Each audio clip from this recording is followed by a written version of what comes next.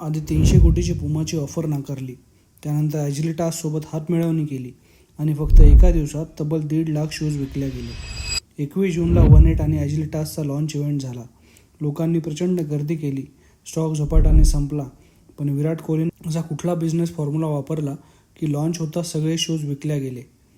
2017मध्ये विराटने 18 या ब्रँडची सुरुवात केली.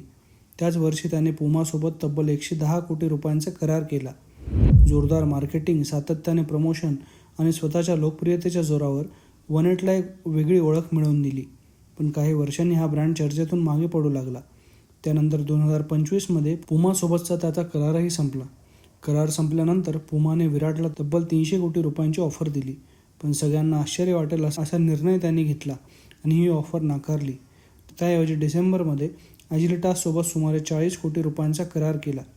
विशेष म्हणजे सुरुवातीला 17 ते 18 शूज डिझाईन रिजेक्ट केल्यानंतर शेवटी स्वतः पसंत केलेली ही डिझाईन मार्केटमध्ये लॉन्च केली. पण सगळ्यात इंटरेस्टिंग गोष्ट म्हणजे या शूजची किंमत. या शूजची किंमत विराट कोहलीच्या टेस्ट क्रिकेटमधील धावांवरून ठेवण्यात आली आहे आणि ती म्हणजे 9,230 रुपये.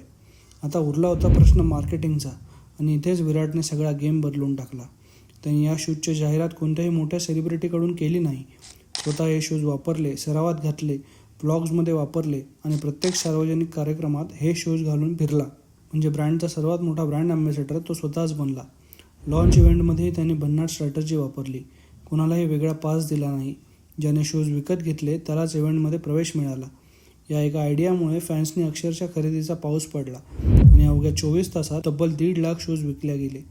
ज्या मार्केटवर वर्षानुवर्ष नायकी आणि ॲडिदाससारख्या दिग्गज ब्रँडचं वर्चस्व होतं, त्याच मार्केटमध्ये 18ने दमदार एंट्री केली आणि तीही अगदी विराट कोहलीच्या स्टाईलमध्ये.